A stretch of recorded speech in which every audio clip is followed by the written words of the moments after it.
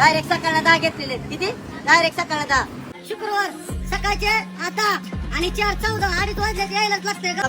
पहिली खरेदी 2,10,000ची कशा आहेत पालवे.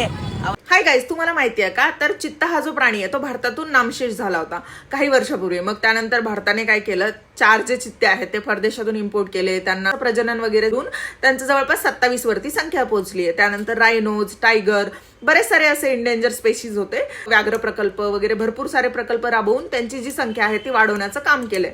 तर मला असं वाटतं की भारत सरकारने आता हा जो निर्णय आहे तो बोकडांबद्दल पण घेतला पाहिजे. म्हणजे ज्या पद्धतीनं हे हॉटेल भाग्यश्री, हॉटेल तिरंगा आणि हॉटेल जलपरी बोकडं कापतायत ना, तुम्हाला सांगते मी, बोकडं बघायला भेटणार नाहीत काही दिवसानंतर.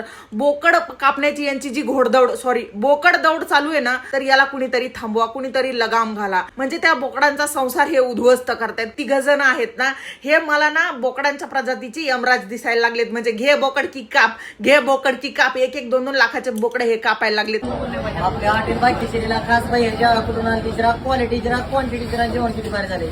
येडेपणा म्हणजे हे काय करतात माहिती का, व्हिडिओ करतात आणि व्हिडिओ करून आपण जो व्हिडिओ बघतोय ना त्याच्यामध्ये त्यांना विचारतात की तुम्ही त्या बाजूच्या लोकांना विचारा की क्वांटिटी विचारा, क्वालिटी विचारा. अरे येड्या गधड्यांनो, आम्ही मोबाईल मध्ये कसं विचारणार आहे त्यांना, कसं विचारणार आहेत आम्ही मोबाईल मधून. मला याचं उत्तर द्या. ही कोणती टेक्नॉलॉजी आहे जी मला आजपर्यंत माहित नाही की असं मोबाईल मधून समोरासमोर विचारताय त्या व्हिडिओ बघता बघता की क्वालिटी सांगा, क्वांटिटी सांगा म्हणून. तूच विचारतोय ना त्यांना, मग तू असं म्हणायला पाहिजे की मी विचारतो क्वांटिटी, मी विचारतो क्वालिटी. नाही, तुम्ही विचारा. अरे काय हे कसं विचारणार.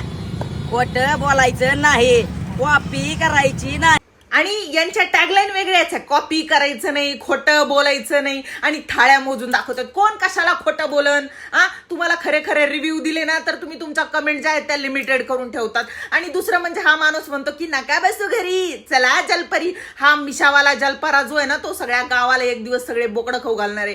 कशाला. एकतर मी तुम्हाला सांगते त्या थाळीचा आणि त्या नावाचा काही ताळमेळ बसत नाही.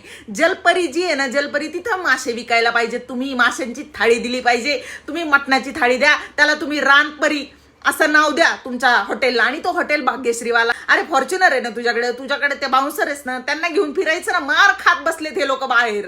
कशाला एवढा फोटो काढण्यासाठी मरमर कराय. खरे खरे लोक जे आहेत ना, ज्यांनी खरं रिव्ह्यू दिलाय त्यांचे व्हिडिओ, यांना मारून मुटून आता खाल्लं ना मी फुकट देतो जेवण, चल रिव्ह्यू दे, असं करत असणारे ते लोक. 100% खोटं नाही सांगत.